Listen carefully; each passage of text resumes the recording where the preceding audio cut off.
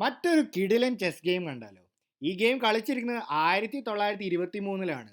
White കളിക്കുന്ന player Abraham, black കളിക്കുന്ന ഗെസ ജാനി. വളരെ രസകരമായുള്ളൊരു ഗെയിമാണ്. ബ്ലാക്ക് സൈഡിൽ നിന്നാണ് നമ്മൾ കാണാൻ പോകുന്നത്. ഇവിടെ വൈറ്റ് പ്ലെയർ തുടങ്ങുന്നത് പോൺ E4 വെച്ചാണ്. ബ്ലാക്ക് E5 കളിക്കുന്നു. Night F3, night C6, ബിഷപ്പിന് E2 കളിക്കുന്നു. അപ്പോൾ പതുക്കെ ബിഷപ്പിനെ ഡെവലപ്പ് ചെയ്ത് കാസിൽ ചെയ്യുക. ഇതാണ് വൈറ്റിൻ്റെ ഉദ്ദേശം. ബ്ലാക്ക് ബിഷപ്പ് C5 കളിക്കുന്നു. ഇവിടെ വൈറ്റ് കളിക്കുന്ന മൂവ് നൈറ്റ് വെച്ച് പോണിനെ വെട്ടുന്നു. ഇത് ബ്ലണ്ടറൊന്നും അല്ല. ഈ ഒരു നൈറ്റ് ഇവിടെ നൈറ്റ് വെച്ച് ഈ പോണിനെ എടുക്കുമ്പോൾ തിരിച്ച് ഈ ഒരു നൈറ്റിനെ വെട്ടിയെടുക്കുമ്പോൾ D4 വന്നിട്ട് ഈ ഒരു നൈറ്റിനെയും ബിഷപ്പിനെയും ഒരേ സമയം വൈറ്റിനെ അറ്റാക്ക് ചെയ്യാവുന്നതാണ്. അപ്പോൾ കൊടുത്ത നൈറ്റിനെ അപ്പോൾ തന്നെ ഇവിടെ തിരിച്ചു കിട്ടി. ബിഷപ്പ് മാറുന്നു, പോൺ വെച്ച് നൈറ്റിനെ എടുക്കുന്നു, ബിഷപ്പ് വെച്ച് വെട്ടുന്നു. F4 കളിച്ച് ഈ ബിഷപ്പിനെ വീണ്ടും ഓടിച്ചു വിടുന്നു. ബിഷപ്പ് D6, വൈറ്റ് ക്യാൻസൽ ചെയ്യുന്നു. ബിഷപ്പ് C5 വെച്ച് ആദ്യം ഒരു ചെക്ക് കൊടുക്കുന്നു ഈ ഒരു കിങ്ങിനെതിരെ. കിങ് H1 പോയി വളരെ സേഫ് ആണെന്നുള്ള രീതിയിൽ. D6. അപ്പോൾ ഇനി അടുത്തത് ഈ ഒരു ബിഷപ്പിനെ പുറത്തിറക്കാനാണ് ബ്ലാക്കിൻ്റെ ഉദ്ദേശം. ബിഷപ്പിന് C4 കളിക്കുന്നു. അപ്പോൾ ത്രെട്ട് F7 പോണിലോട്ടാണ്. അപ്പോൾ ക്യൂവിനെയും കൂടെ H4 കളിച്ചു. അപ്പോൾ ഈ ക്യൂവിനും ബിഷപ്പും കൂടെ എങ്ങനെ അറ്റാക്ക് മുന്നോട്ട് പോകുന്നു നമുക്ക് നോക്കാം. ഇവിടെ ക്യൂൺ D5. അപ്പോൾ ത്രെട്ട് എന്താണ്? ഈ ബിഷപ്പും ക്യൂനും കൂടെ വന്നിട്ട് ഈ F7 പോണിനെ വെട്ടിയെടുക്കുക, ഈ കിങ്ങിൻ്റെ മാക്സിമം എക്സ്പോസ് ചെയ്ത് നിർത്തുക. ഇതാണ് ഇവിടെ വൈറ്റിൻ്റെ ഐഡിയ. ബ്ലാക്ക് എന്ത് കളിക്കുന്നു? ബിഷപ്പിന് E6 കളിച്ചിട്ട് ഈ ഒരു ക്യൂനിലേക്ക് അറ്റാക്ക് ചെയ്യണം. അത് മാത്രമല്ല, ക്യൂൻ മാറിക്കഴിഞ്ഞാൽ ബിഷപ്പിനെ എടുക്കാന്നുള്ള രീതിയിൽ. ഇവിടെ വൈറ്റ് കളിക്കുന്ന മൂവ് ക്യൂൻ വെച്ചിട്ട് ഈ പോണിനെ എടുക്കുന്നതാണ്.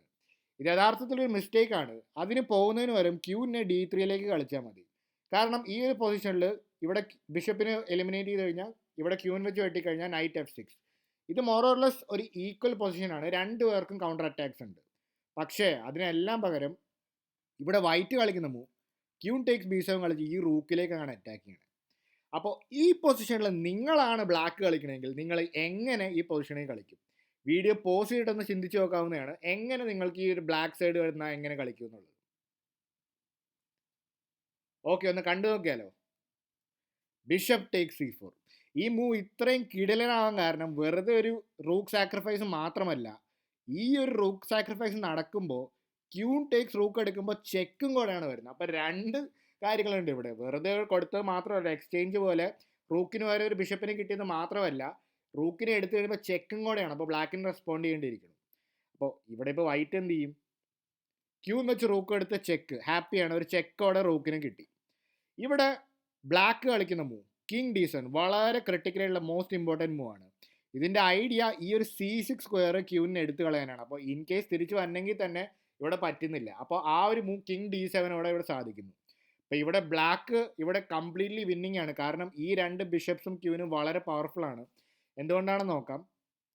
റൂക്കിനെ എന്തായാലും സേവ് ചെയ്യുന്നു. കാരണം റൂക്കിലേക്ക് നേരെ അറ്റാക്ക് ചെയ്തിരിക്കുകയാണല്ലോ ഈ ഒരു ബിഷപ്പ് വെച്ചിട്ട്. റൂക്ക് D1 കളിക്കുന്നു. അപ്പോൾ കിങ്ങുമായിട്ട് ലൈനപ്പ് ചെയ്യുകയാണ്. ഇവിടെ എന്ത് ചെയ്യുന്നു ബ്ലാക്ക്? Night F6.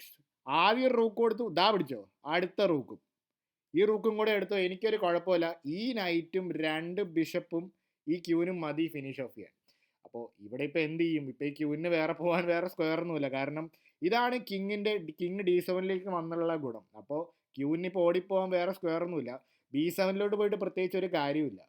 അപ്പോൾ വൈറ്റ് എന്ത് ചെയ്യുന്നു? വൈറ്റ് വന്നിട്ട് ഈ ഒരു റൂക്കിനെ അക്സെപ്റ്റ് ചെയ്യണം. അപ്പോൾ ഇനി എങ്ങനെ ബ്ലാക്ക് ഫിനിഷ് ഓഫ് ചെയ്യുന്നു? Night G4. ഓൾറെഡി ത്രെട്ട് എന്താണ്? ക്യൂൺ ടേക്സ് H2 ചെക്ക്മേറ്റ് ആണ് ഇവിടെ നൈറ്റും ക്യൂനും വെച്ചിട്ട്. അപ്പോൾ അത് മാത്രമല്ല, ഈ ബിഷപ്പും കൂടെ നല്ല സ്ട്രോങ് ആയിട്ട് എക്സ്റേ ചെയ്തിട്ട് ഇവിടെ നിൽക്കുന്നുണ്ട്. അപ്പോൾ ഈ മെയ്റ്റ് തടയാൻ എന്ത് ചെയ്യണം? H3 കളിച്ച് ഈ നൈറ്റിനെ ഓടിക്കാൻ നോക്കുന്നു. പക്ഷെ ഒരു കാര്യമില്ല. ഇവിടെ ബിഷപ്പിന് E2 കളിക്കുന്നു. കുറച്ചും കൂടെ നല്ലൊരു മൂവ് ഉണ്ടായിരുന്നു. അതെന്താണ് ആ മൂവ്? ബിഷപ്പ് E2 പകരം വേണമെങ്കിൽ ക്യൂൺ G3 കളിച്ചാൽ മതി.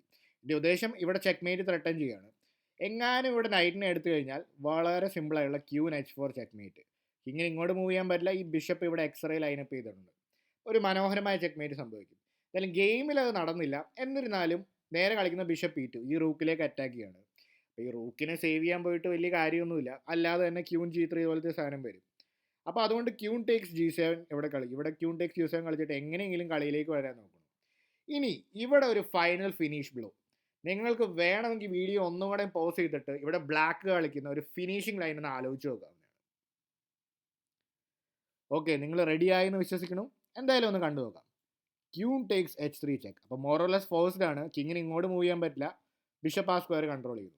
അപ്പോൾ വെട്ടിയെടുത്തല്ലേ പറ്റൂ. വെട്ടിയെടുത്ത് കഴിഞ്ഞിട്ട് ഇനി എങ്ങനെയാണ് ഫിനിഷ് ചെയ്യുന്നത്? Bishop to f3 checkmate. Knight ഈ സ്ക്വയർ കൺട്രോൾ ചെയ്യണു, ബിഷപ്പ് ഈ സ്ക്വയർ കൺട്രോൾ ചെയ്യണു, ഈ ബിഷപ്പും ഈ സ്ക്വയർ കൺട്രോൾ ചെയ്യുന്നു. ഒരു മനോഹരമായ ചെക്ക് മേറ്റ്. അപ്പോൾ ഈ ചെസ് മിനിയേച്ചർ എങ്ങനെയുണ്ടെന്നൊന്ന് കമൻറ്റ് ചെയ്യുക. നിങ്ങൾക്ക് ഈ ഗെയിം ഇഷ്ടപ്പെട്ടു എന്ന് വിശ്വസിക്കുന്നു. അപ്പോൾ കൂടുതൽ ഇൻട്രസ്റ്റിംഗ് ഗെയിംസ് ആയിട്ട് നമുക്ക് വീണ്ടും കാണാം, അടുത്ത വീഡിയോയിൽ കാണാം.